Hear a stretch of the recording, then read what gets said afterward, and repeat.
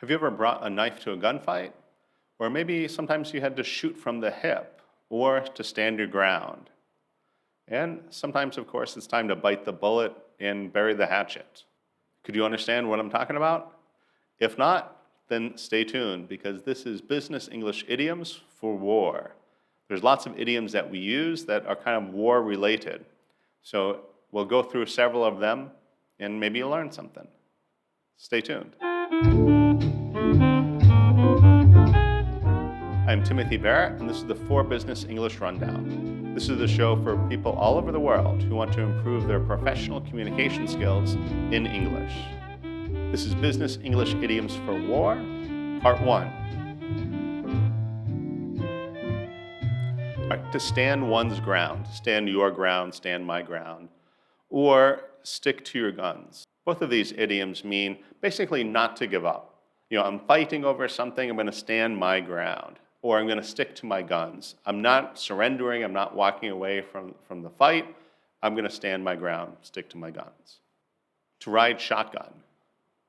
So if you ever seen American movies or TV shows, as they're walking to the car, maybe there's 3 or 4 people walking to the car, and one of the people says shotgun. So what does that mean? Well, to ride shotgun means to sit in the passenger seat next to the driver. So I think this goes back to like the Wild West. If you see the Wild West cowboy movies, you'll see the stagecoach. Sometimes they would have 2 people, on front controlling the horses. The rest of the people would be inside the coach. But one person would be, controlling the horses. The other would be riding shotgun. He'd have a shotgun in his hand in case there were bandits or someone coming after the stagecoach. He was ready with that shotgun. So to ride shotgun means to sit next to the driver. And usually that's probably except for the driver's seat, that's probably the best seat. So there's a tradition in America, if you call shotgun, then you get to sit, in that seat. Shot across the bow. So this is a naval term. The bow is the front of the ship. And historically, you might send signals or even try to yell. Nowadays they'd use the radio. But sometimes maybe they're ignoring you. Now maybe they're ignoring you on purpose. They hear you, they see you, but they're going to ignore your commands. So what do you do to get their attention? You shoot across the bow. You don't shoot at them because maybe they didn't hear you. Maybe they don't know that you're there telling them to do, turn back or whatever instructions you're trying to give them. So if you shoot across the bow, you're shooting, traditionally a cannon, in front of the ship. So there's no way they wouldn't notice that. It's not going to hit some, behind the ship or far away. It's right in front of the ship. So someone is going to see that. So now, if they ignore you, well, at least everyone knows that they're aware. They're not going to say, "Oh, we didn't hear you," that sort of thing. That you've made a shot across their bow. Now, outside of the naval context, how do we use that? Well, it's kind of like a warning shot. Maybe if you're doing something and you're not sure if this is allowed or not, or if you're going to get in trouble for doing this, but then the other person gives a shot across your bow. They make it very clear, you keep doing that, you're going to be in trouble. That would be a shot across the bow, a warning shot. Bring a knife to a gunfight.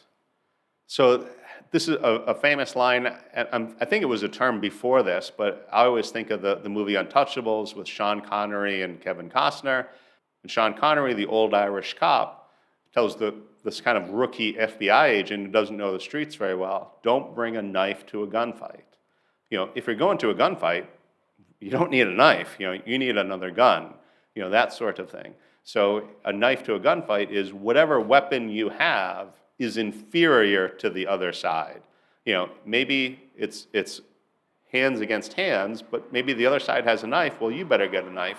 The other side has a gun. Maybe you need a gun. That sort of thing. So it's basically upping the ante. So don't bring a knife to a gunfight. Good advice. Dodge the bullet. So to dodge is to, get out of the way.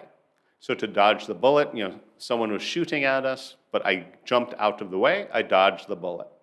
So obviously that's a war combat type idiom. How do we use that in the regular everyday life or the business life? The boss is making a decision. Someone has to do something that we don't want to do. So she's looking around and chooses one person. Okay, you handle this account, or you go handle this. Oh, I thought she was going to pick me, but I dodged that bullet. I'm not responsible for that. I get out of that duty or that assignment. I dodged the bullet. Knives are out. So what does that mean? Well, it means that everyone has kind of pulled out their knife and is looking to fight. Maybe there's blood, or maybe there's not blood yet, but be careful. The knives are out. People are getting ready to spill some blood to cause some serious injury to other people. So be careful. Knives are out. Now, in the business world, maybe people are making accusations. Maybe people are blaming other people. We lost this account because of your department. No, it was your department. You didn't do this. And there's all these accusations going back and forth. Sometimes someone's going to get hurt. Some department's going to get hurt. Maybe people lose their job. Whatever happens, be careful. The knives are out. All right, hopefully these business English idioms for war have been helpful for you. If they have, then time to conquer that like button and make it ours. If you enjoyed this video, check out some of our other videos. You might like them even more. Work hard today and enjoy tomorrow.